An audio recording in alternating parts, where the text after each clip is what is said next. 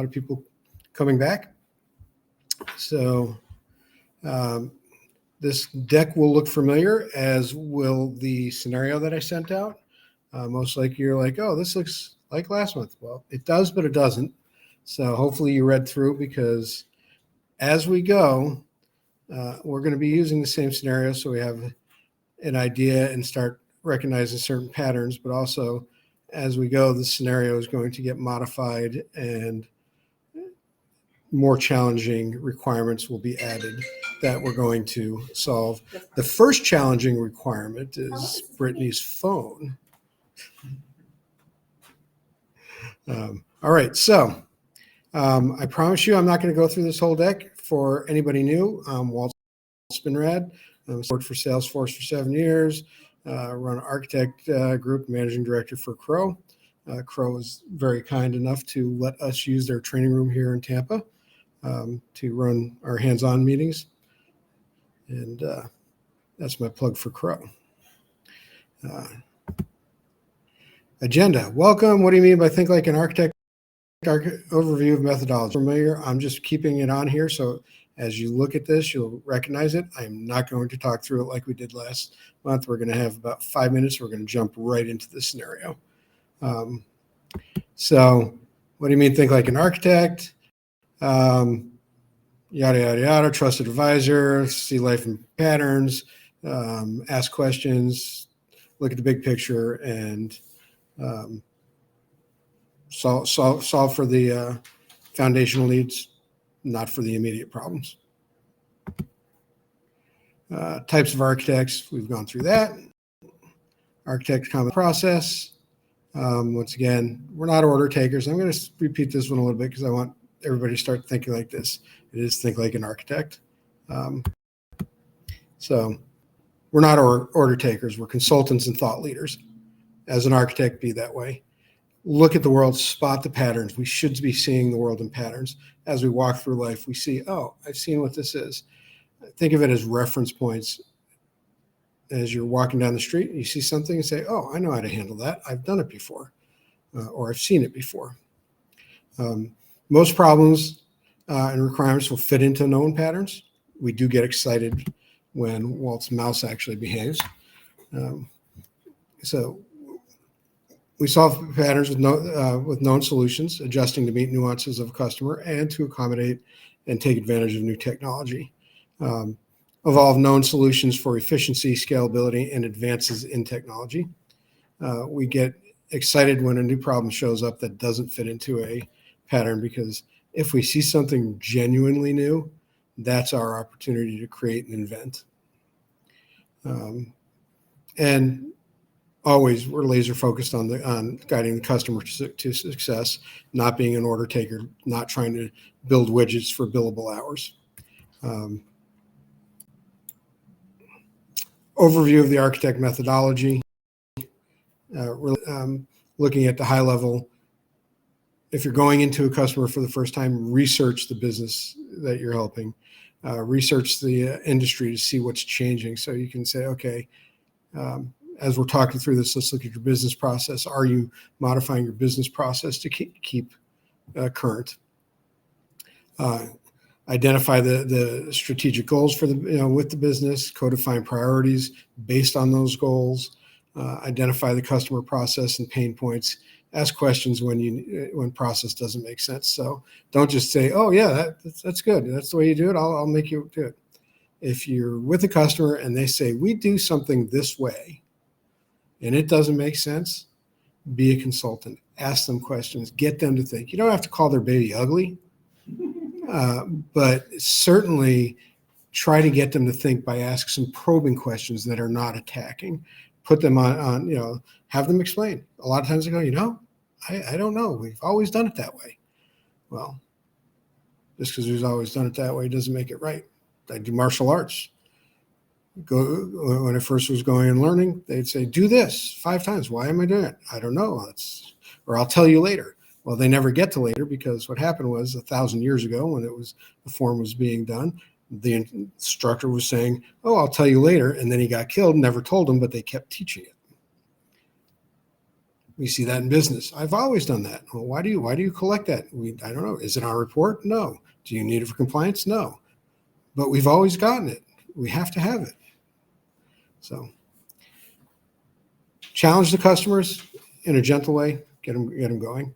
So getting a little more granular as you start looking into scenarios, as you start looking into a customer, if you go on a customer or if you're doing a CTA scenario, you go through and you do your fact finding your discoveries.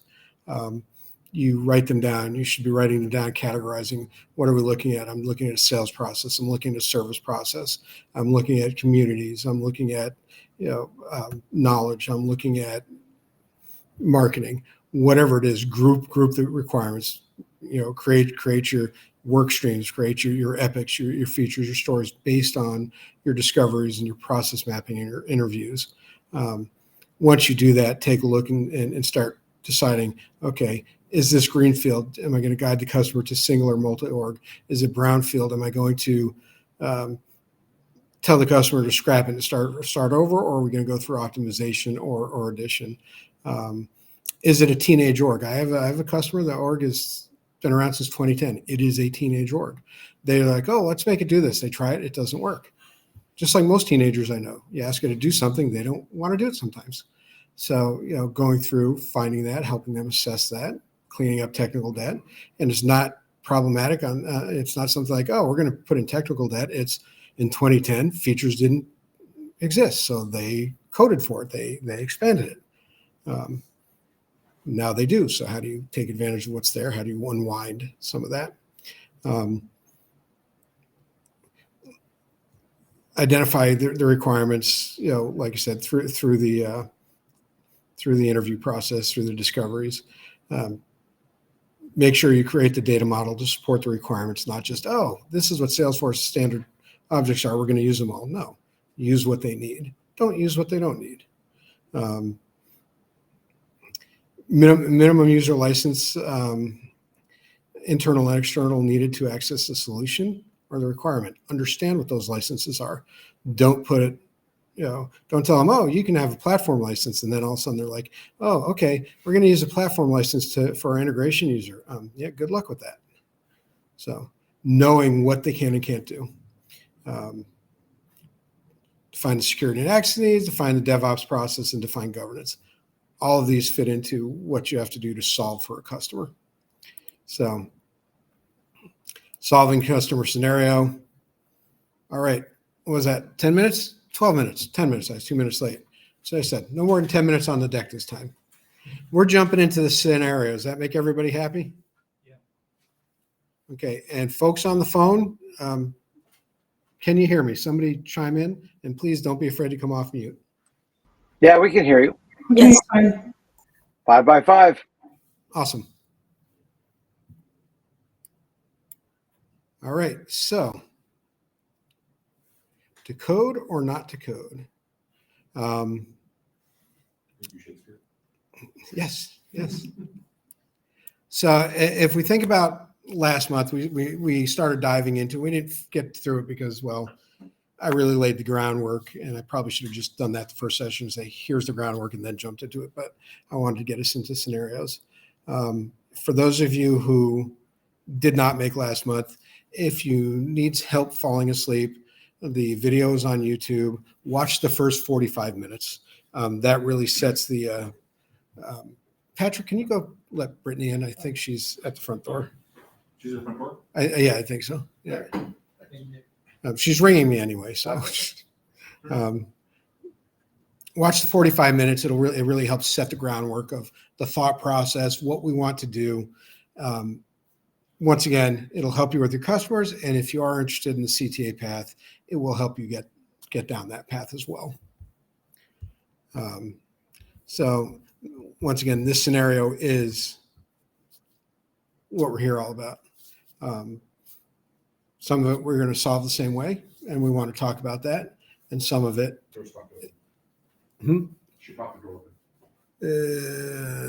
that will probably get me in trouble. Did she? Hang on. She's not out there? No. There's a tissue box holding the door.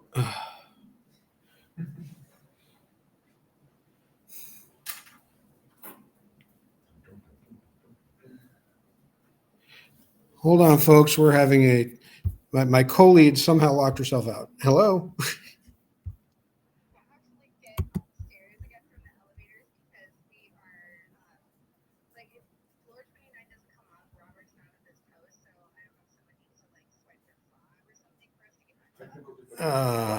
Robert will have to. Yeah, unfortunately, it's at 7:00, and I don't have a card to get through that part. That's building security. Yeah.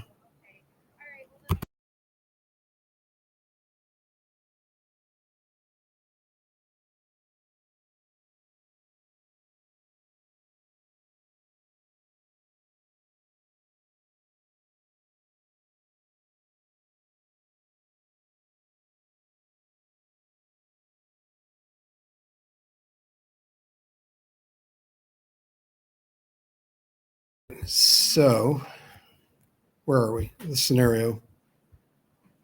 And I know what's going on. You're probably going, Walt, are you sharing the scenario? You're not able to see the scenario, are you? Okay. So somebody should have told me that. That was all right. So more Walt's adventures in presenting. I feel like Bill Gates in 1988 Comdex. Oh, look, here's Windows, blue screen.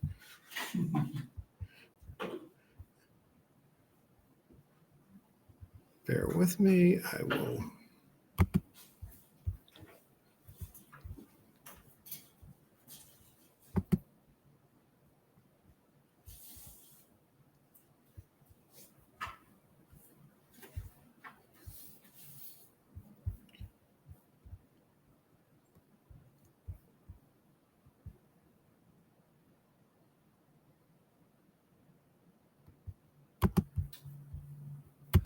All right, so everybody can see themselves. Now I'm going to come over here. Now everybody can see the screen? Yes. Yes. They can, we can't. We have the paper, right? So we got paper. Bear with me. I'm going to change my display sharing, although you guys have the paper. I'm going to end the slideshow because I don't need that. And then I'm just going to change the way I am doing. I mean, it works right there if you want to keep it as it is. What? It's, I can see the dock here and it's sharing on the call, so you're good there. I'm already here. Oh. You are. Okay, is it showing up now? Nothing changed. And you can see it up there now? Yep, that's good. All right, awesome. Okay, back to where we were.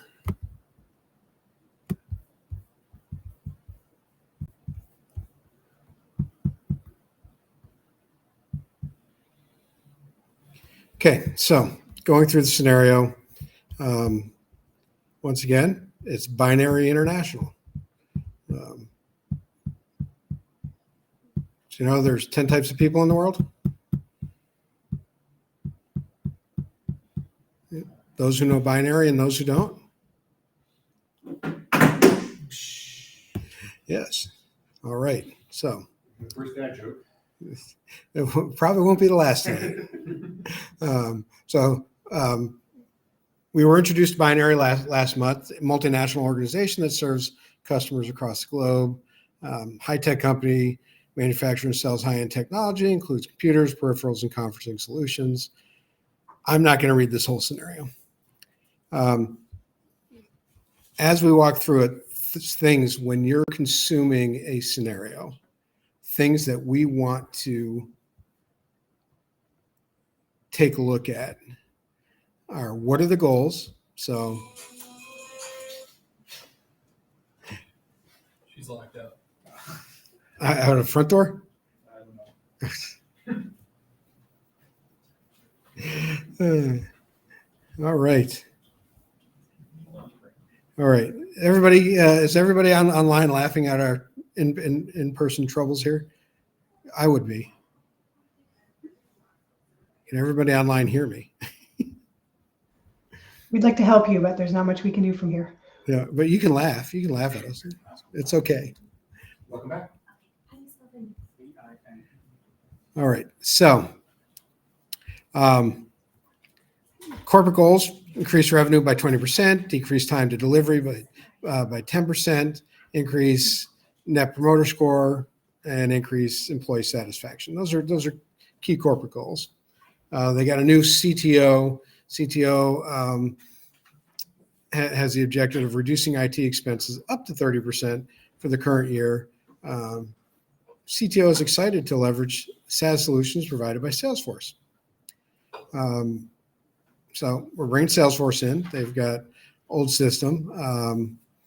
They want to use as much out of the box functionality as possible. However, the CTO does understand that some pro code will be needed based on what's going on. So as we go in, we're getting the background. So these are things to take note of as you're going through a scenario, or as you're talking to your customer. What are their primary goals? How am I going to align my solutions to that, and how do their requirements really line up to it? Those goals will help you set priority lists, will help you set timelines, and roadmaps based on alignment. And doing that will help the leadership team make decisions to fund or not fund. If they have corporate strategic goals that will be directly impacted and enabled by these, it's a lot easier to get funding. So these are things to think about. So going in, if you're not getting this from your sales team, or for the people doing discovery, or for you doing discovery yourself, understanding the business layout. How is the business built? So BI is divided into 3 divisions. They have a division of computing, division of virtual meeting solutions, and professional services and support. They're managed by division presidents.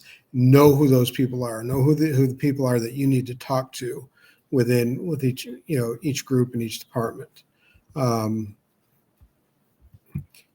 It's broken down by regional managers. So all of a sudden, okay, I'm global. I have regional managers. Will they have different requirements?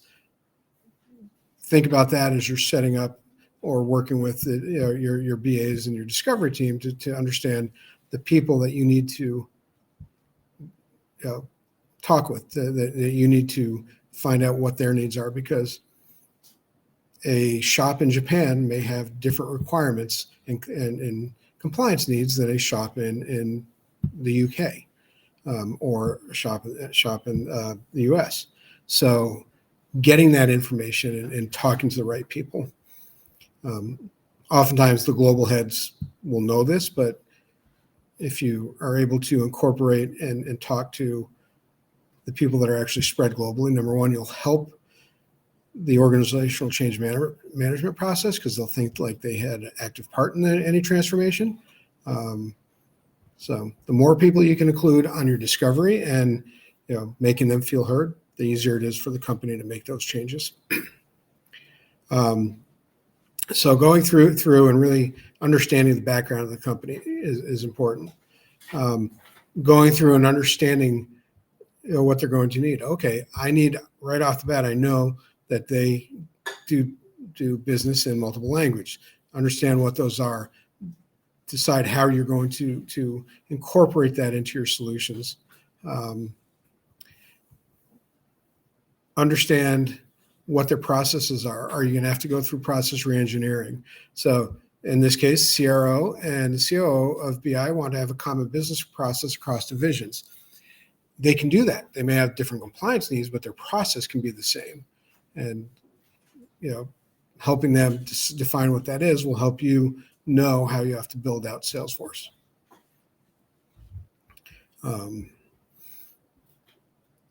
Understanding some of the numbers.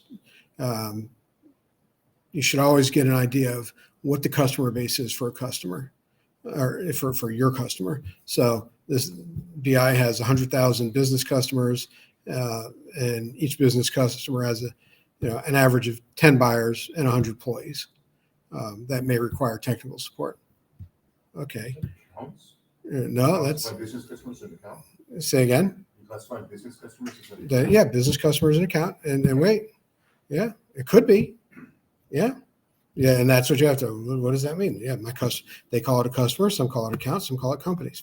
But I specifically put that in the scenario because they have 100 business customers that have 10 potential contacts or buyers.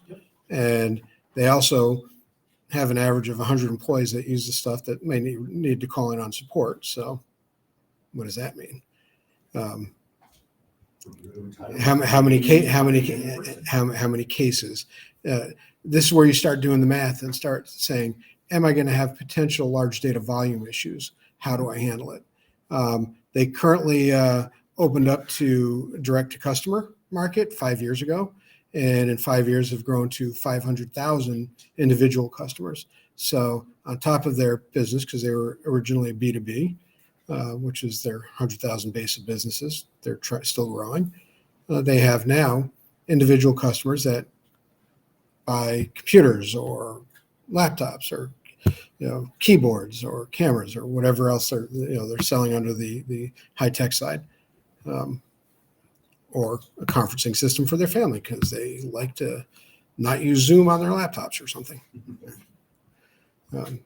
But looking at that, once you get those numbers, start doing the math. What does that mean to me? How's that going to impact how we build? How's that going to impact, if I'm going to do a Experience Cloud rollout, what kind of things do I want to do? Today, we're not talking about that aspect because today we're going to dig into the same 4 work streams from last week, but they've been modified a little bit. And this is where, once again, to code or not to code, we look at where we can leverage configuration and where we're going to have to start considering some customization, some pro code. All right. Great. I've been talking forever. So somebody throw out some thoughts. What do you think of what I just said? Do you have differing thoughts or additions or ways that you handle the setup of solving for a customer? And please, open room. I'm not going to wait for people to raise their hand. Just jump in and talk. Well, as I'm reading the part that talks about the divisions and regions, I'd start sketching out kind of a potential hierarchy or the roles that we might have to think about when we're setting up the users. Yeah, 100%. It's important to know that. So what is the reporting hierarchy and how does that affect the roles and the visibilities and the roll-ups? How do they work in selling teams? Do they sell in teams? Do they, or are they individual sellers? Yeah, I think I'm going to dive into the multi-language. Like, do you need support for all languages? Do you need potential phone systems? Do you need quotes? And all? I mean, there's just a lot. There is. And that's where it comes in. So one of the things I do, and I've had a lot of multicultural, multi-language customers. So when I went into the pattern I see is I have multi-language. Everything you said is absolutely true, whether it's quotes, whether it's emails, whether it's custom labels, whether it's the leveraging the translation workbench, having pages rendered based on a person's locale or allowing them to click a button and choose what language they want it to go to. So we're going to talk about how would you solve for that? Because you actually hit one of the things on the end. Can we configure it all, or do we have to go pro code on some of that? If you think, and the language themselves, I always make sure that with the customer, they have somebody that can do the translation for them. So if they have an employee that is in that language and that speaks fluent in both, we engage them. Otherwise, it becomes a proposition. There are services out there that will take what you do and translate it, but they're expensive. So you work with the customer. If the customer has multi-language because they're employees, which you would assume they would because the employees are dealing with customers that need to have it in that, then you work with them to build out a translation team, and they identify people. Or just have to hire up and figure out if they need multiple orgs for those regions. Well, and that's just it. Do they need it, or can they work forward? So, even in multi-org, I've seen with multi-org, they still wanted multi-language. Well, EU is obviously going to be multi-language. Yeah. Yeah. And he's not. We so yeah. A lot of some of the tough ones are the Asian languages. So Chinese and Japan, Korea, all of those we send over. The company I've worked with, we always had one of their business partners take on with us and work with us, and they've always been very gracious. Google Translate doesn't do a great job. But It's just another issue of security of where the data is stored, because you have some compliance issues that should drive whether it's multi-org. Well, there is, but a lot of that. So areas you have to think about that. Potentially China. GDPR, it's okay. There's not a data residency anymore, but there is. And they have to have a traceable way to say, you have followed the request for a right to forget. Right. But those are absolutely all questions we need to ask when we're deciding. Yeah. Sorry, Walter, I'm not apprised of that. So with GDPR, there's not a data residency anymore? Can you clarify that, please? No, it's not a data residency. It's a traceability and making sure that they can do a right to be forgotten. Okay. Yep. And that their data is not shown to other people. Like Yeah. us. Yeah. So you Yeah. Exactly. Because the former requirement would, like back in the day, wasn't it the case where if you have European customers, that data has to live in Europe, right? Or It first started that way, and there still is. It has to be segregated, it has to be segmented, and it has to be protected. And if you can't show you can do that, then it has to be resident. But because of the way Europe works now, Germany no longer says all my stuff has to stay in Germany. It's not feasible because they're doing business across Europe. Thank you. Yeah.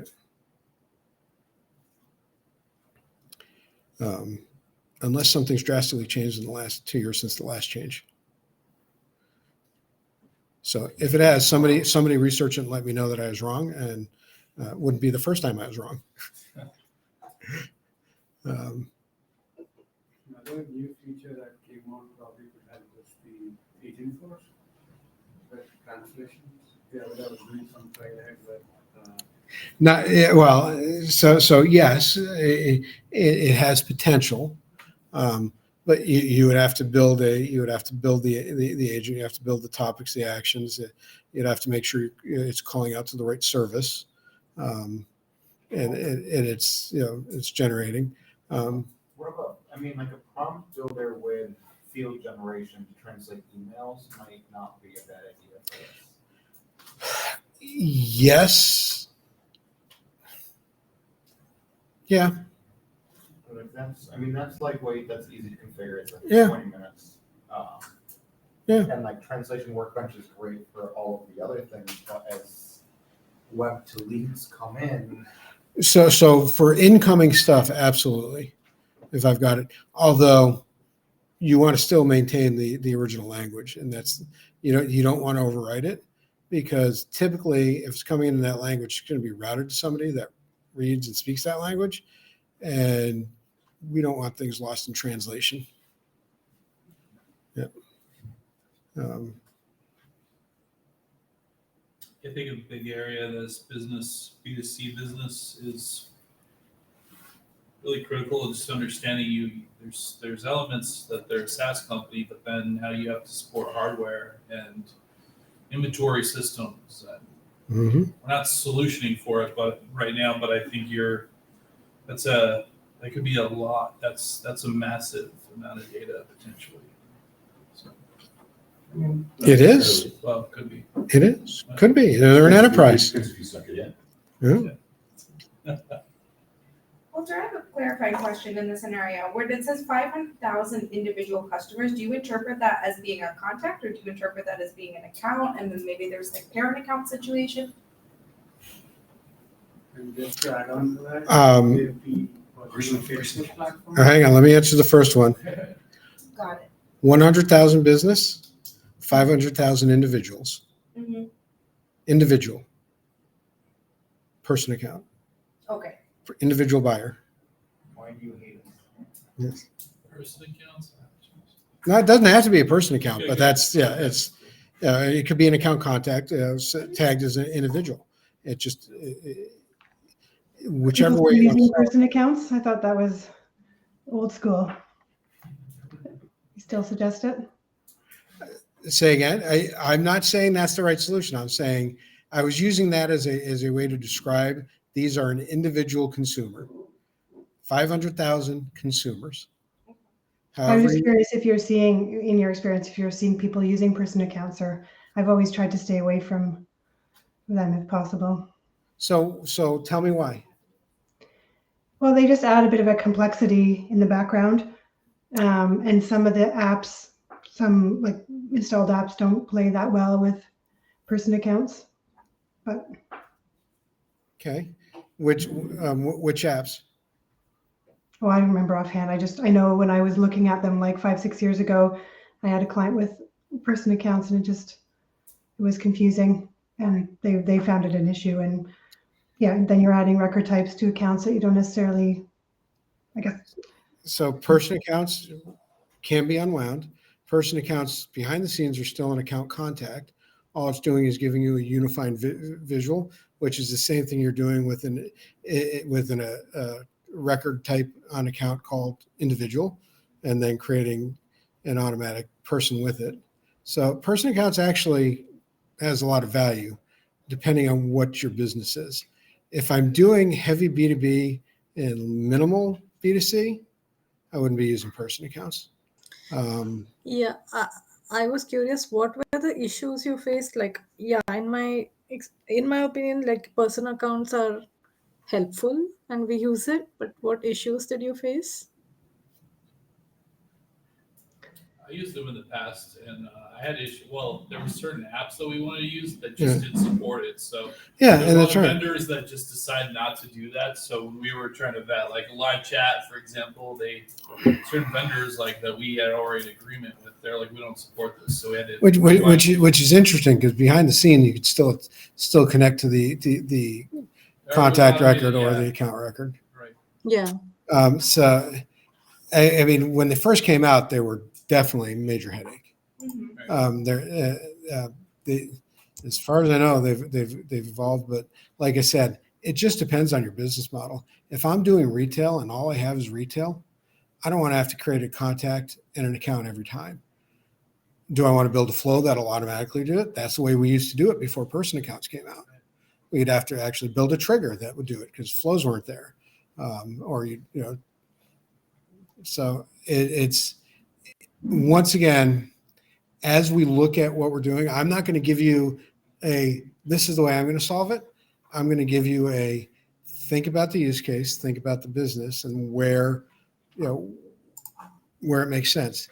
If you have doubts about something, make sure they're valid. That's all I'd say. There was a lot of bad publicity around person accounts. Yeah. Not all of it was true. There is definitely some apps that may not work with it. If you're using those apps and that's part of your core foundation, then okay, that would disqualify your use of person accounts. So you work the old school way of creating, still going to be an account contact pair. Because what happens if you create an account or a contact without an account?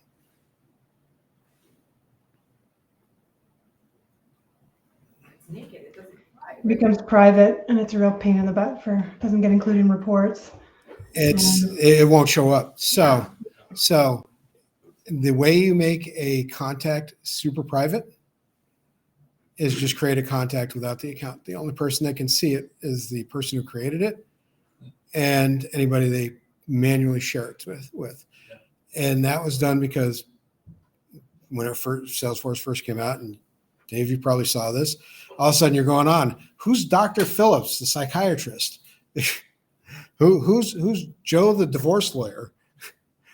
Literally, people were they were syncing their entire contact list, because people would do that.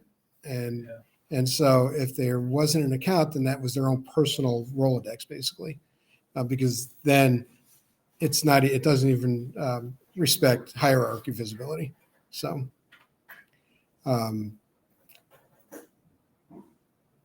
if you're not using person accounts, you still have to identify, and you'd still want to identify, is this a business account or is this a person? Depending on your business, you may not care. You may say, I have a business account, it's got 5 contacts, and I got this person who's a customer, and they're the only contact. That's okay, but make sure it lines up to the business, and it doesn't make reporting or segregation, difficult. Most companies want to segregate commercial customers from individual customers because they may have discounting plans, they may have different sales process, all the way down the line. But and like I said, I'm not here to defend person accounts. I've used them in the past successfully. I've also used them in the past unsuccessfully, and we unwound it. So it just depends on the situation. But I wouldn't just discount it carte blanche. Keep it in the back pocket, because it may be what you need for a specific customer.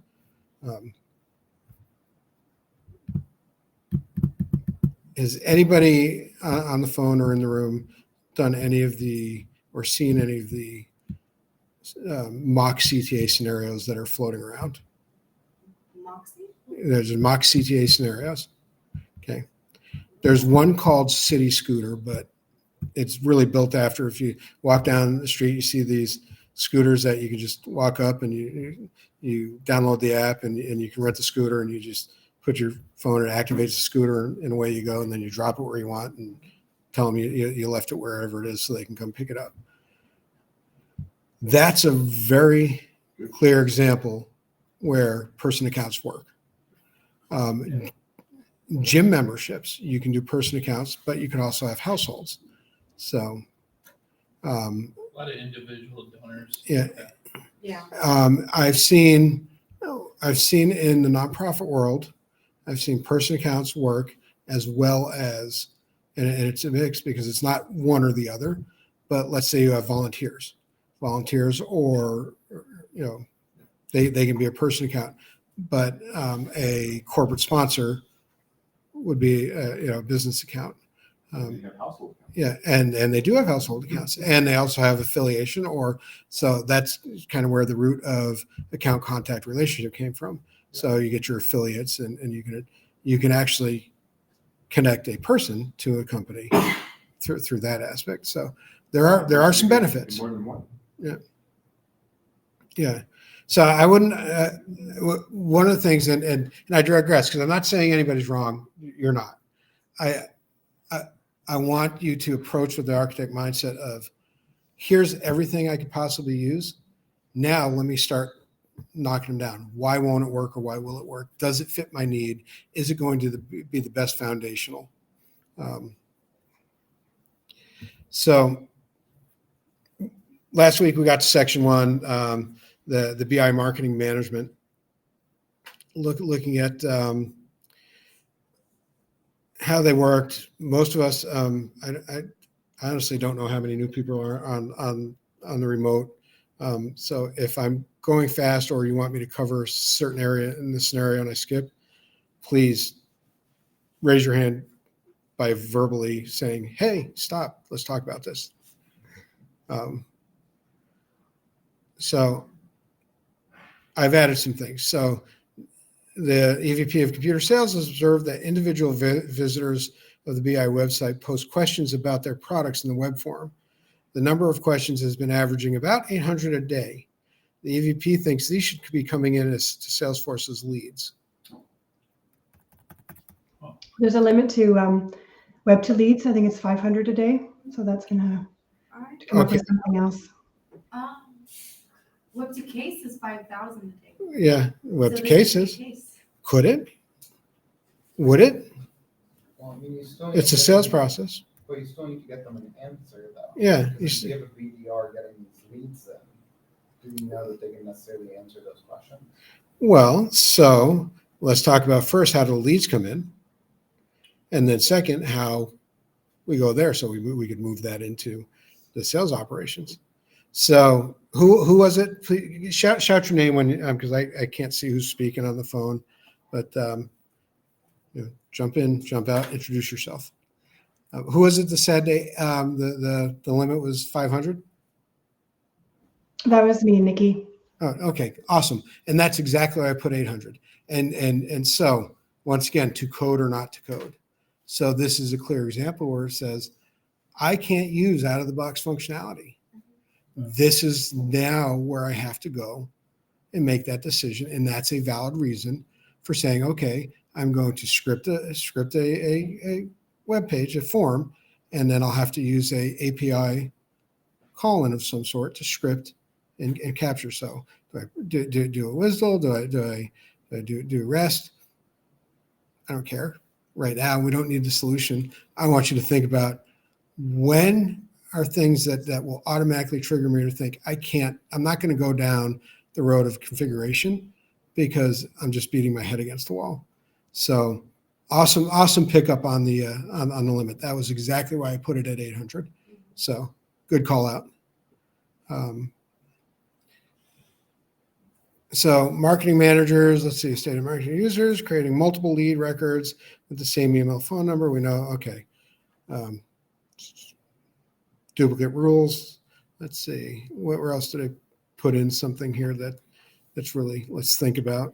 This is Nikki again. You added a new thing to the last bullet point about based on answers, the leader opportunity generated will be assigned to the appropriate sales team queue for an individual or account exec. So one of the things that jumped out as opportunities, I don't think they can be owned by a queue.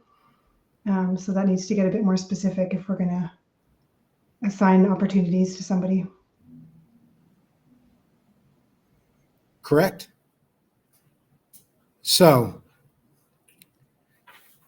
mapping that out, understanding that at the end of that, in the old days would have been a 3-page Visualforce or 4-page Visualforce wizard. At the end of that visual flow now, since we don't have to code that, do I maybe have to call out and reference an invocable Apex class to either auto-convert a lead and generate an opportunity and assign that to a queue, or assign a lead that could be a business customer to an account exec and have them take over and follow it down the path. So good eye, Nikki. You picked out the change. But so does everybody know that you can actually invoke Apex from a flow? Yes. Right. Okay. So once again, now we're mixing a little configuration with some pro code. There's ways to do that. Ways, if you need it. We're actually working down a process right now at one of my customers where we have a fairly extensive visual flow that ends up in basically a conversion wrapper class that will either convert a lead or create the opportunity directly, depending on what's coming in from the marketing system as far as the lead generation. Is it a lead on an existing customer or a lead on a net new? So, but it's all fun stuff. So far, Nikki, I wish you were in the room. You'd already have one of my gifts here. I've got 2 mugs and a Cody, or not Cody, an Astro. See? Actually, you know something, Nikki, email me your address if you're willing to. And Well, I'm from Canada, so I don't know if we're going to have some kind of tariff problem if you mail me. So I don't charge tariffs, but I can certainly send a gift. But if you don't want it, then yeah. She has to pay duty. At duty. Seriously. Really? Not for a gift. What's the net tax on zero? I Zero. understand, but still, that's declared value. It's declared value zero. Yeah, you declared that. That were the case, everybody would seem. Yeah. All right. So I'll research it, and if I find I can, then we'll figure that one out. All right. So going through, we're not even gonna go where my mind's going right now. Canada,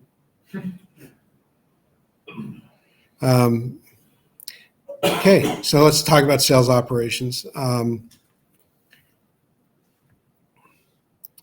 What did I change in here? It's been one of those. All right, so here we go.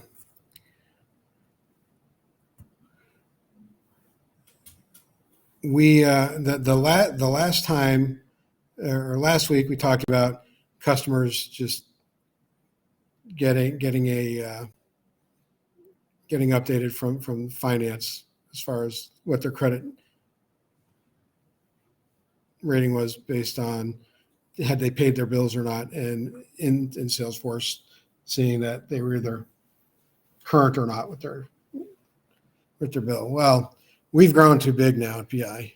We're not going to mess around with our own stuff. We're going to actually do a little preemptive credit worthiness check. So customers are monitored for credit worthiness based on credit bureau or DUNS score. CFO wants customers that drop below a minimum score to be moved to a cash on delivery terms. Scores should be checked monthly. If a customer requests a waiver to the COD terms, an SVP must approve the deal. So, bottom line, approval process. That's configuration, right? How about the rest of it? What would that look like? When you're saying customers, is this the B2C side? So this is like Any of them? Yeah. This is massive. Yeah. Yeah, they may have net terms with their individuals or a company credit card, and they decide to freeze the company credit card because all of a sudden their person they gave it to at 700 dropped to 250. Let's actually make it simpler. This is for business customers. Okay. Individual customers are always COD unless they buy through a firm. But that might be the next one I do because that might go into integrations, and even though this does touch on it. So Yeah, I mean, that information has to come from somewhere. yeah. So where would that come from? A product, something you buy and add to the matrix. What should we check them? Yeah, this sounds like an additional service that you would pay for. Well, the customer might, sure. Yeah. Yeah. They say they may have to, so they subscribe to Dun & Bradstreet. So Right. I mean, yeah, it does. and they have an API. Credit score. Yeah, they have a business credit score on there. If it's a sole proprietorship that's not registered with DUNS, which happens. So you need an approval process because it has to get. Only if the customer calls and say, "What you mean I can't order?" And I'm used to ordering, so they would have to. Yeah. So they're asking for a waiver for if their terms were set from net 30 or net 60 to COD, you need a process. But I'm more concerned about how do you trigger that change from net 30 or net 60 to COD. Run event daily, call an API that calls the service and uses it out the store. Yeah. You have a lookup table for what the CFO is saying is the rule set and apply the rules. Yep. And there's an open API to D&B. Yeah. Yeah. Yeah. I think you have to have a user. You have to have a subscription to it. I think. Yes. For to get that level of information, you can do a DUNS lookup on the web, and you'll get a DUNS number. But to get some of the advanced stuff, you have to subscribe. Yep. So just check it once, just doing a batch job, check it once a month, like the first. Typically, What he says there. huh? How what you wrote there. Oh, what it is, it says, it has to be checked monthly, should be checked monthly. Okay. And the reason is credit bureaus, including Dunn's, typically upgrade on a monthly basis. They look at it running 30 days and then see if anything's changed and then adjust scores. Now, there are some that, oh, your credit score dropped today. More and more like Equifax and those guys are getting more and more real time. But that could be, oh, you just opened a new credit card. We're not even waiting for the end of the month. We're going to, knock you down 5 points because you just opened a new card. And then next month rolls around. Oh, you paid your new card. Okay. Now you're back up to where you were. But knowing how to connect to credit bureaus and knowing what that takes, knowing that is potentially code, something that's either going to call out or could be as simple as I'm not calling out and I'm using some middleware and having that orchestrate the call out and pulling the data and pushing it into Salesforce. But it's still beyond configuration. Yep. Say again? You're just trying to sell MuleSoft. Yeah, you might have a connection with like NetSuite just for billing, so that's Yeah. to understand how they're. We're gonna cover integration in a different one. Okay. Yep. That'll be coming up shortly after we do identity and access, which Dave, you'll enjoy. It's gotten so much easier. Yeah. Do we have to do any sales around multi-currency? Not yet. I didn't put it in there, but let's see. Oh, no, It is. Yeah, I did. I think I did add it. Yeah. Default to the local currency of the account. Yep. There we go. USD is the corporate currency. Yeah. So we have that. I believe I also put in there somewhere. Okay, so we scroll down farther because I added some more stuff. Oh, you, on the translation workbench piece, there's also the manual ability to change the language of your interface without changing your locale. So how do you present that to a user though?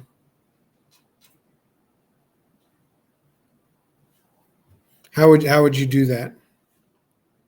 How do you how do you have a user say, I want it rendered in my language instead of what it defaulted to based on my locale?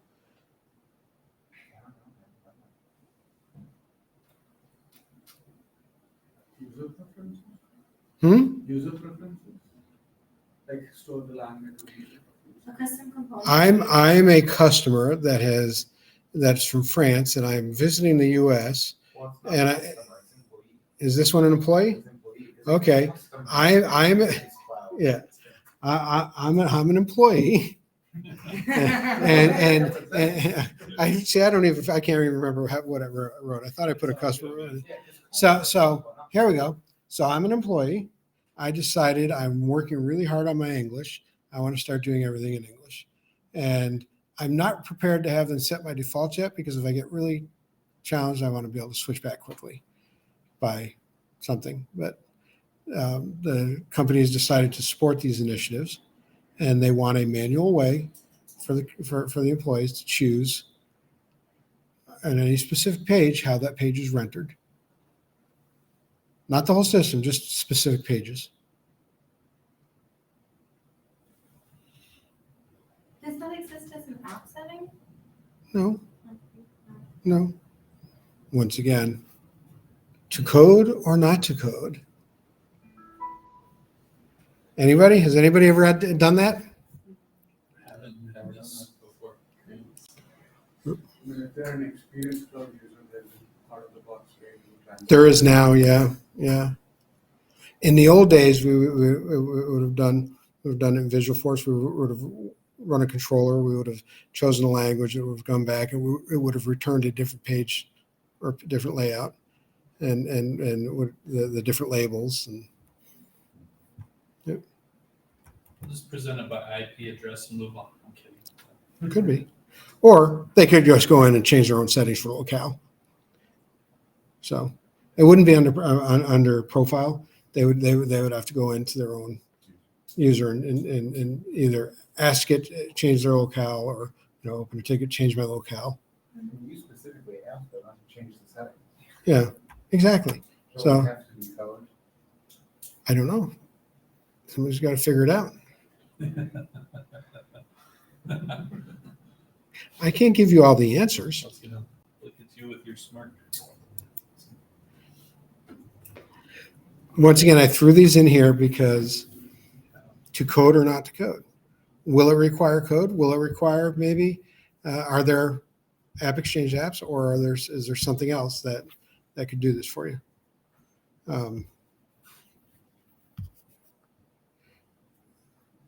First, before we even do that, do you know how to present pages in different languages? You don't have to translate on the fly. You have Translator Workbench, you have custom labels, you have your different page layouts or different templates for emails or rendering as. If you've got templates.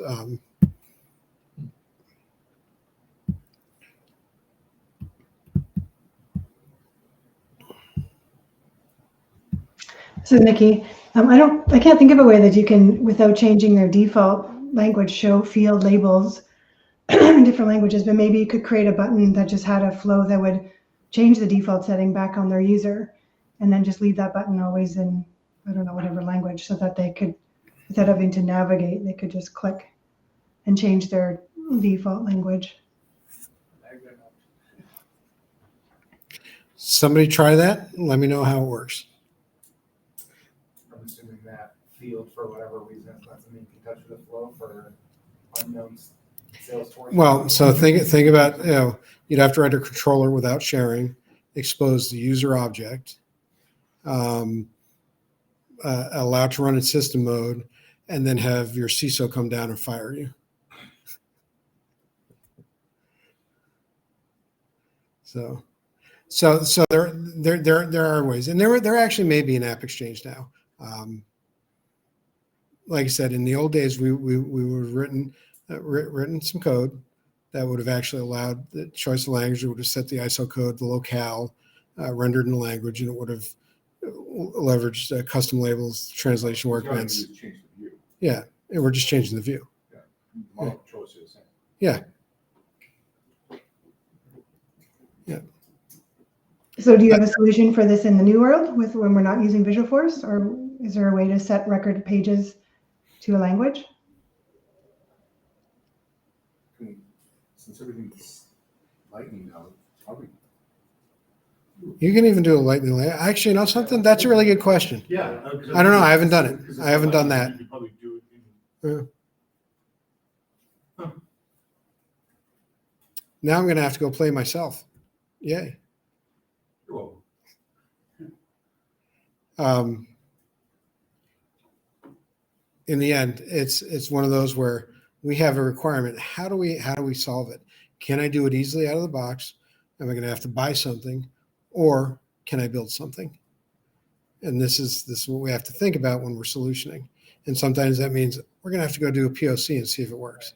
I know how I do it 6 years ago. That's 18 releases ago. Yeah, I know. That's an easier way of looking at it. Yeah, it is. But we got a lot of smart people in the room, and so far nobody's come up with a. It's an edge case. So To us. to us, I mean, I think that is still an edge case. Like the need for you to switch languages on the fly, not in general, but on the fly, where you need to have it super convenient. I agree with you. Like, is there a reason really for you to change your page from like French to German? because the CTA board decided they wanted that scenario in a scenario. Okay. No, but there could be. So think about Canada. Every page has to render French or English, and they have to be able to do it quickly and easily. yeah, you're required by law. by law. I do have to say that doesn't happen in Canada. Most of my Canadian clients are only English. That, Maybe that if was you're that was where the original requirement came from. East Coast is. It is. If you go to websites and even with Experience Cloud, being able to choose which language. So if I go to a website and it's in a foreign country and it's in German, I have an opportunity to choose render that in English. On most sites, they'll have a different set of pages, different translated pages for their website for languages that they do business in. And that's more along the lines where I was trying to get to on this. So I probably was cross-eyed by the time I wrote this last night because it's been a month of 80-hour work days. So, but that's okay. We're grateful for you, Walter. The biggest thing I want on this is to make sure that we're thinking about what the requirement is. Yeah, I gave it the answer. I was right. It's LWC stuff. Yeah. Yeah. So It's an LWC solution. yeah. So it is. It's custom. Yeah. Yeah. And that's what I thought. So you have to- Because so basically they took what we used to do with Visualforce and just converted it over to LWC. Yeah. So it's still a back-end controller and your JavaScript client controller. So good job, Dave. And that's where I thought it was going. I just haven't built one myself in LWC, but I have built it Visualforce. Yeah, there's also Visualforce solutions as well. Yeah. There's 10 instances that are still running Classic. Yeah. One of my don't even go. 2 of my customers right now. Wow. How? It works. It's fast. Well, yeah, it's fast. It's fast because it's all, but it's only fast if you have a good network and it's hammering the heck out of the server because you're doing all the server calls, and all of a sudden your call limits, increase. You might hit other limits, and I mean, if you think about what Lightning is, so Lightning basically it's client-sided versus server-sided. Where Classic was all just interface and everything was being done server-sided. So more calls, more chance for things being, attacked by man-in-the-middle attacks. A lot heavier infrastructure on Salesforce side. So, and you couldn't render what it did. And when we went to Visualforce, you had to worry about page size and page loads. You would if you pulled too much data or render too much on that page, it would crash your page, and it would just sit there and lock. So while Lightning is slower, and I'm going to put air quotes about that, it was initially slower because the PCs 6 years ago didn't have the necessary RAM and memory, because it does use more resident memory on the computer, and it hammers your computer versus hammering the server. So Classic was a lot more lightweight. Think of the old green screen, or it was really client server design versus now it's client-sided design, and we're just pulling data sets. We're doing basically API calls for the data sets. So on the reconciliation piece real quick, so you essentially build a custom page that references the page layout and gives you a toggle between languages? Is that You could, the best way yeah. to do that? The way we used to, we would actually have a select box that said render on this page. It would, and based on that, the controller would actually return a different layout and different labels, different, the field sets were the same, but the custom labels and everything was rendered. Now, the data entered is the data entered. It doesn't translate that. It just translates what's on the page, the page labels and stuff. And you'd still be able to reference the actual page layout, which would make it Yeah. relatively sustainable because you can still. Yeah. Familiar with the MVC concept? Are you familiar with the MVC concept? Model view controller? Yep. That's what this is. So you have a model, which is database, a controller, which is the logic that ties the database to the view. Yep. So all you would basically do is just switch the views out. That's it. So you'd have a view in English, a view in French, a view in Yep. German, whatever else like that, and what they pushed, he just knew because the controller said put in this view. And we still, I mean, Salesforce is still pretty much MVC. It's still built on. Matter of fact, pretty much everything has to run that way. I mean, there's that. You got to separate your 3 layers. And when you think about the controller R is your code, whether it's configure or not. But awesome, Dave. Steve's right. You'd probably have breezed right through it. Also, you probably want to plug in your laptop. No, I want it to crash on me. I'm living dangerously. There we go. I'm good. All right, so more fun. So once again, thinking about the discussion and walking through this as you're going through like I said, whether it's the scenario or whether it's with a customer, looking at, do I need to code or not code? My philosophy will always be low code, no code until I have to code. If I have to do pro code, there's going to be a good reason. Make sure what you're doing is a good reason, because pro code adds technical maintenance debt, not technical debt, but just maintenance debt. There's a potential that it becomes technical debt or obsolete because Salesforce eventually may come out with, with the feature itself that's built in. The more code you do, the less chance you have, or the more chance you have of not being able to take advantage of newer features rolled out. Once again, I'm working on a teenage org right now, 15 years old, with one of my customers. They still have some classic in there, and we're trying to unwind that, and they're in the middle of a big transformation, and they're like, well, I wanted to do this. Well, first of all, you got 24 record trigger flows, because you did actually get everything off of workflow rules and process builder, but you have 24 flows, 17 of them are after save and 7 are before save. And you're wondering why things aren't going and everything's. Takes 3 minutes to save a record.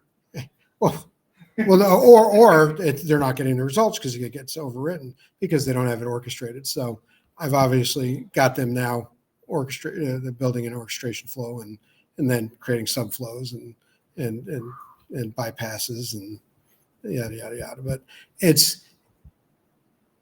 if they don't know, they don't know, and that's why they hire us. Yep. So being able to understand that and think about that. So Vicki, what you're saying also is relevant to no code, like process builder and workflow. We're considered no code, but they also are creating technical debt for people. So it's not just the code that can create that. Oh, 100%. Yeah, you're absolutely. So it's not just code. It is as newer things come out. So workflow rules and process builder are eventually going to be gone. They're not investing in it anymore. 5-year head start. Yeah. So people are moving over, but even with that, there's a best practice mentality around automation, whether it's code for automation, whether it's pro code or low code automation. Choose one tool per object if you can, or at least segregate the duties of those and make sure that if you're writing a record trigger flow or workflow rules and process builders, there's a reason they're gone. They'd fire whenever they want.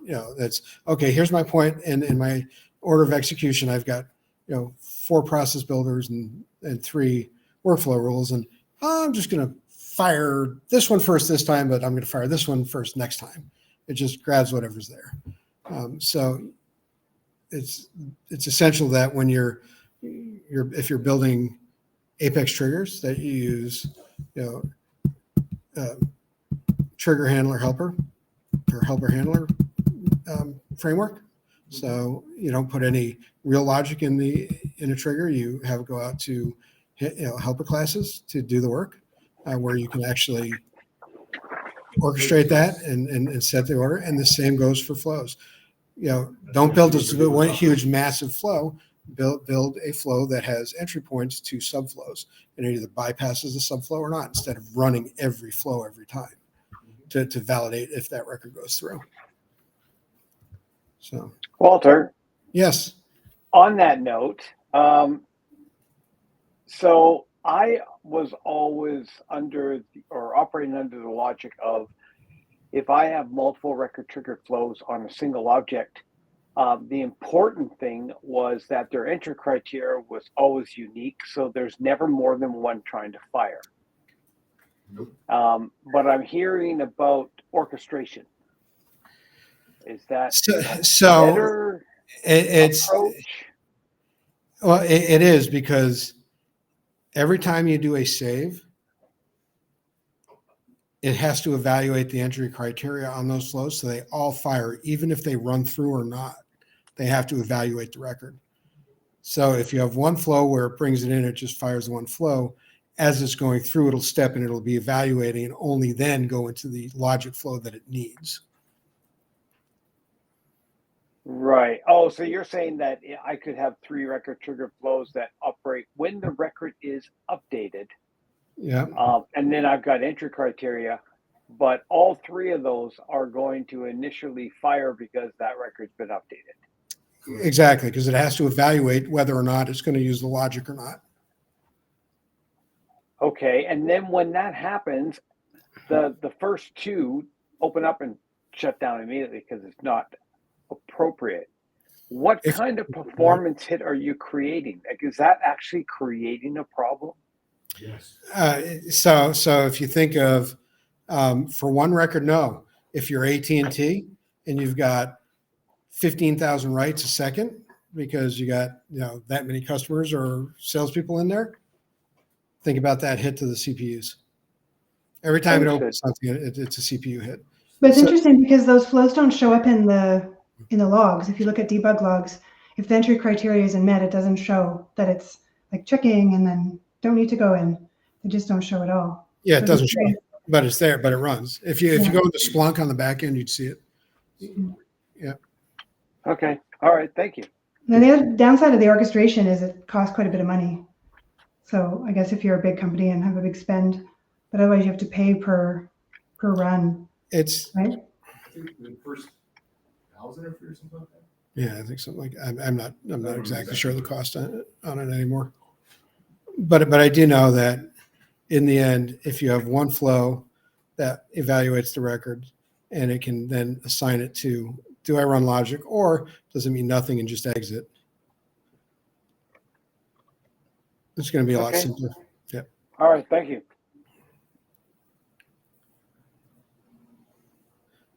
So, and this is what I like about this talk is you guys are bringing up a lot of really good points that sometimes I forget about.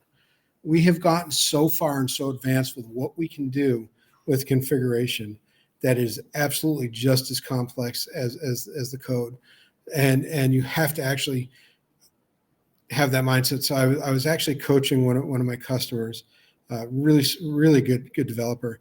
He was struggling a little bit with flows. And I said, think about when we were back in school and we drew out our programming flow. I said, that's all you're doing here. Do the same thing because you still do it when you write a class. Draw it out, do your steps, do your evaluation, then you write, then you configure the entry and what it's going to do. And he just looked at me and he's like, boom, I can't keep him out of flows now. Mm-hmm. And he's doing a great job cleaning his stuff up. But it really is that mindset of looking at, okay, number one, can I do it? And there are reasons not to do a flow.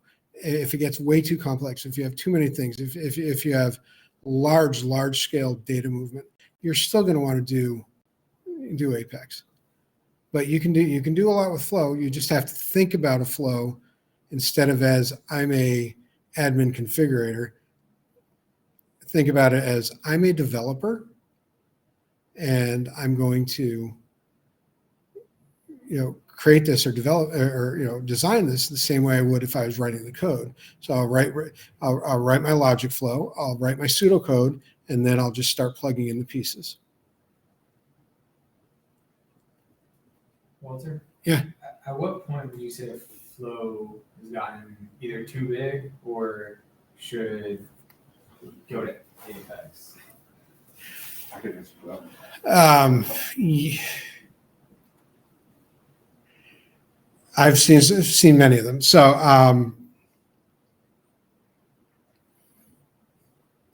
I don't have a hard, fast rule of thumb. Usually I don't, because I don't write from scratch anymore. I'll walk in and say, you need to convert this. And, when it takes up half this wall on a screen, and I've got 25 different paths that have 25 different paths. So, forks upon forks. I kind of like to see my flows, kind of like I like to see my triggers, which is here's my entry point, evaluate, nothing, go. Evaluate, oh, I'm going to go to this one. So the weird person, him and I worked old enough to realize that we started with computers that had 80 characters across and 24 lines down. Yep. And if our loop could not fit in that, it was too big. That was our rule of thumb. Yep. So flows are the same thing. If you basically can't see it on one screen, it's too big. Yep. It's too complex. Then you start going to subflows. Yep. Yeah. And have subflows do very specific tasks. And from the programming standpoint, because it is visual programming, please keep standardized naming conventions. Yes. Oh my God. So, and the good point, the same rule of thumb that you have for creating methods within a class rolls for a subflow. A method should have one distinct action only. A subflow should have one distinct action only. It looks like it's 600 orchestrations in a year and $1 in orchestration on top of Oh, that. they changed the pricing? For flows. So, Yeah, I think when it first came out, it was like $1,000 a month. and are they counting the flows that say, okay, I'm evaluating you, but I'm not going to run because you don't meet my criteria? It just says it's just one orchestration. That's all the context I found. It seemed like the internet. Salesforce legalese. I found that the approval orchestration is free. So if you want to do approval processes with orchestration, you Yeah. don't have to pay, but the actual orchestration you do. It's good to know. Is that for any org, enterprise, unlimited? It Any- just said 600 for any org. It didn't specify type. It's really hard to hear you guys in the room. It's based on what? Turn your mic I on. wanted to call on you. Oh. Say it. You guys didn't put the call on? Yell loud. I'm literally gonna walk over. What he said is It was 600 per org. They didn't specify a type at all. 600,000 per org. No, 600 600. orchestration Orchestration a year a year. per org. Okay. But what about the approval orchestrator? That's the one I was curious about. That one's apparently free. It's the apparently I'm interested in. Yeah, I just rolled it out with one of my clients, and Abdul, send me that. Send me that I'll link. send you the link. Okay. Nikki, I'll ping you. No, Thank you. because that's a new limit that I wasn't aware of. At least it's not $2 a conversation. Too soon. I'm kidding. These colonizations? Honestly, the pricing is interesting because if you think about, well, I'm old enough to remember when I had my first cell phone that looked like an Army field phone.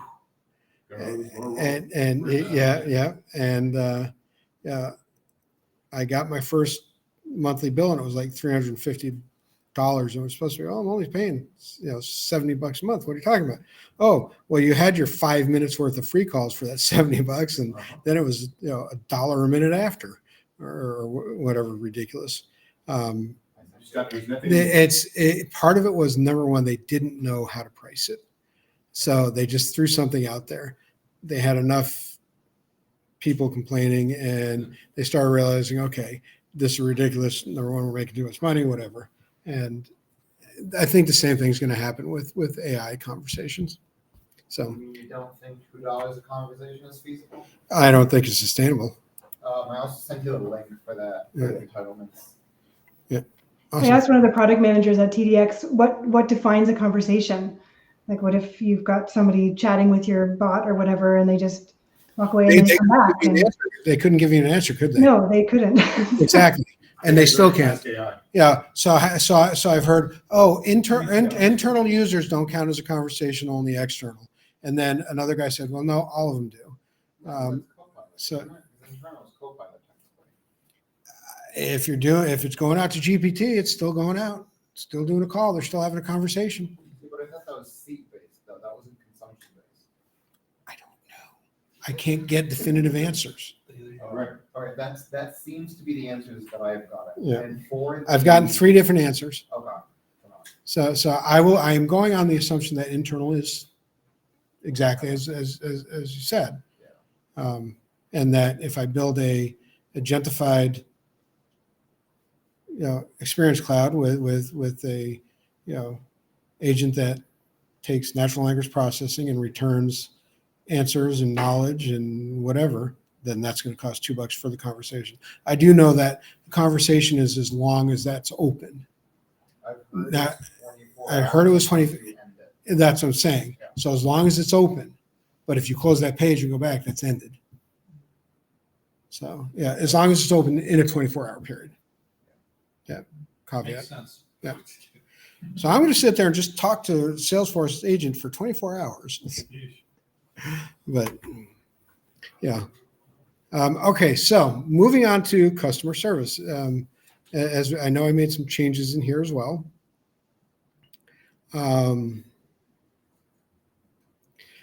I purposely did not put on the support cases. However, seeing that there's 500,000 customers and they're a technology company, we can assume that if they wanted to get web to lead, they'd have more than 5,000 leads coming, or web to case. They'd have more than 5,000 cases coming in. Right.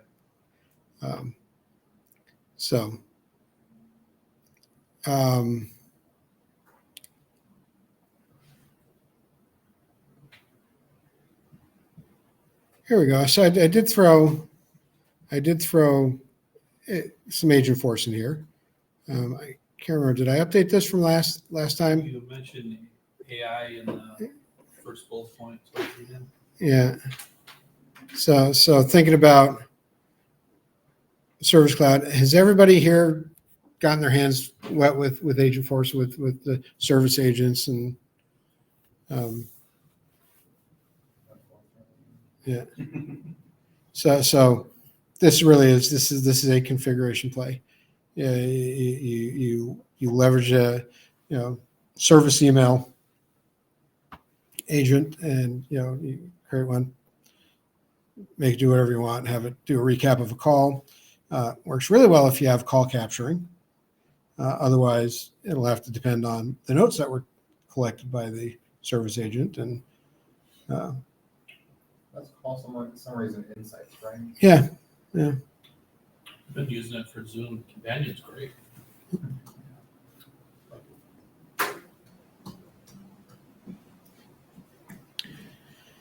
All right, so support reps will manually send emails from the case record, but the email should automatically include contact name, customer name, case number.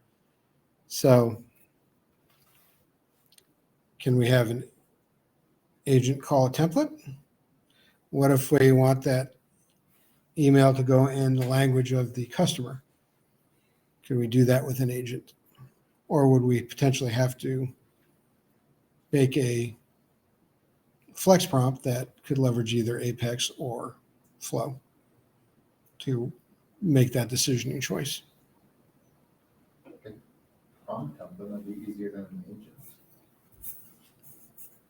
Because I can generate sales emails We can probably give it descriptions for language. So you can do a service email prompt, or you potentially could do a flex prompt that has more advanced logic. If we do it right, we should be able to say, grab, as long as we have it right. I haven't done this. I haven't tested this. Create the prompt and make sure it understands that send this email in German means grab the German service email template. How do we train it? How do we make sure it does that? We would have to test it. We'd have to be able to write it. Might have to write that into the prompt and maybe have a standard naming that the only thing it matches would be the language or the, at the beginning of the sentence. I don't know. Something to play with. Can you edit as a resource into the prompt and basically tell it the options are these resources? I haven't tried that. Because I know you can do it with records. I don't know if you can do it with templates.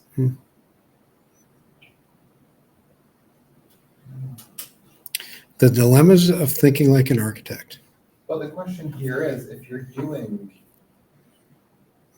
AI to translate things and you're doing AI generated content, do you really want an email template, or would you more want a general structure that is independent of language? It's like, here's the structure, translate it using the language on the record, and write the content.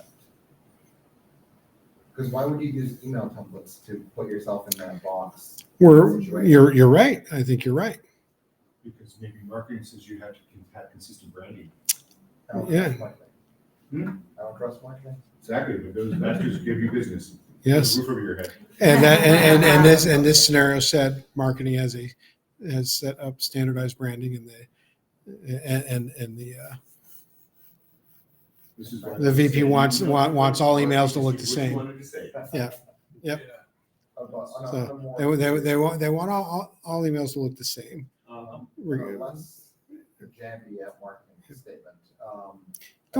Don't make fun of Brittany. She's gonna come. She's gonna reach over this table and. That's what I was leaning back on.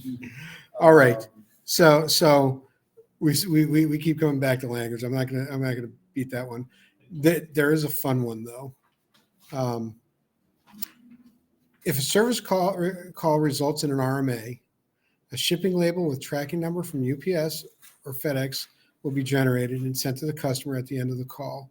The email should contain the RMA number, a QR code for no box shipping, or a printable shipping label for the customer to ship the product back to BI's RMA support warehouse.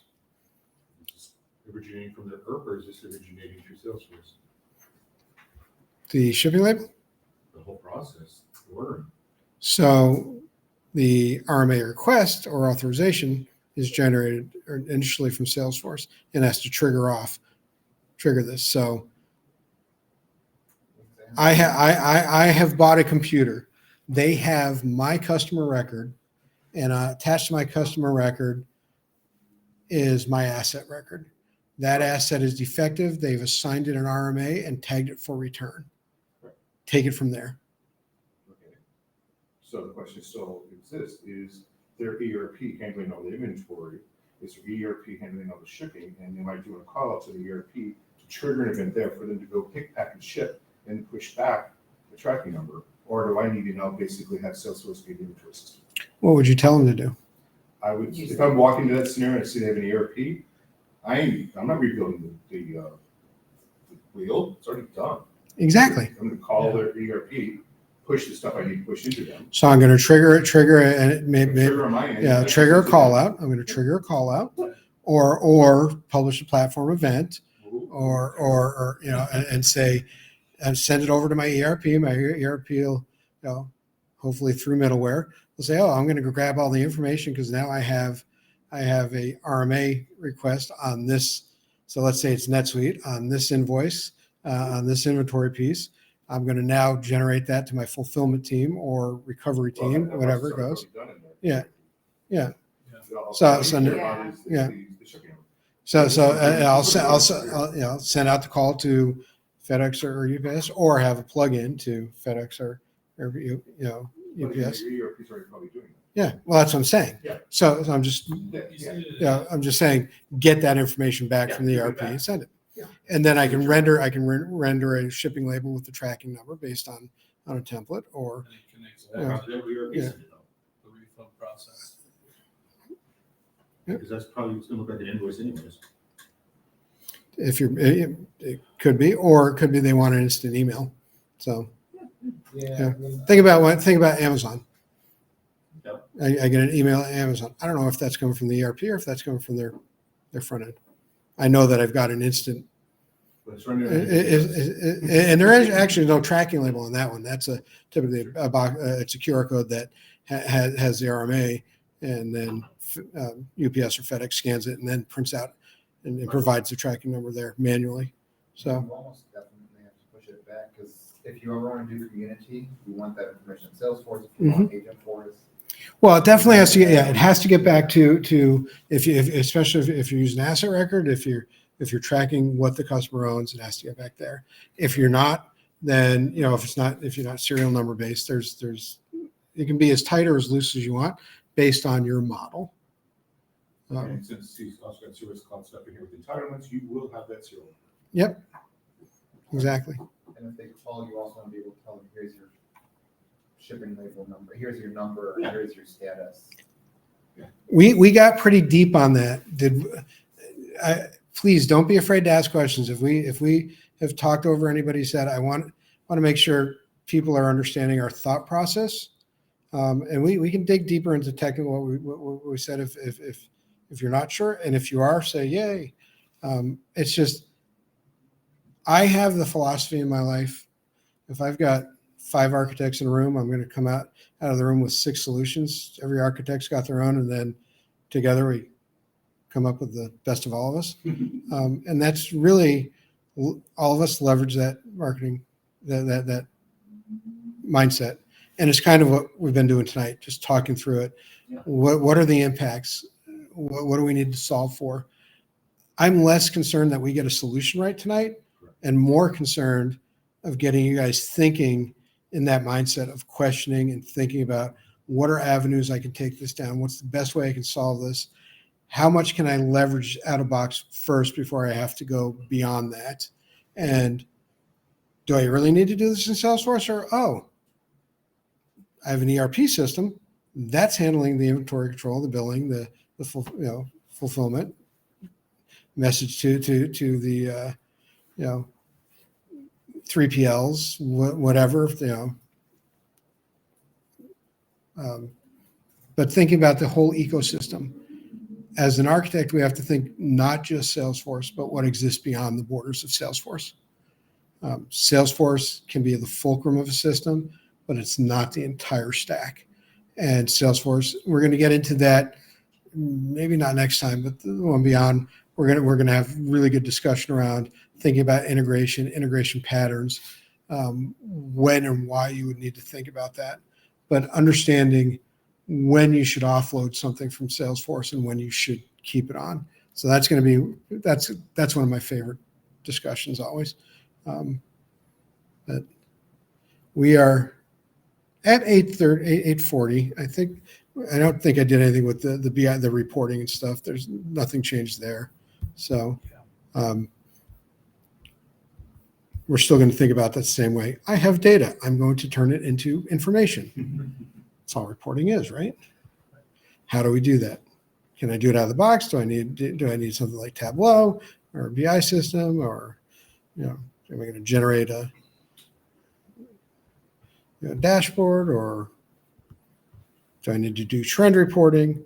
Knowing all those is important, but more important is thinking about why they're asking for the report, what metrics, and where to go from there. So I want to open up the floor because my voice is getting raspy, and I've once again spoken way too much. So please jump in, chime in, give thoughts.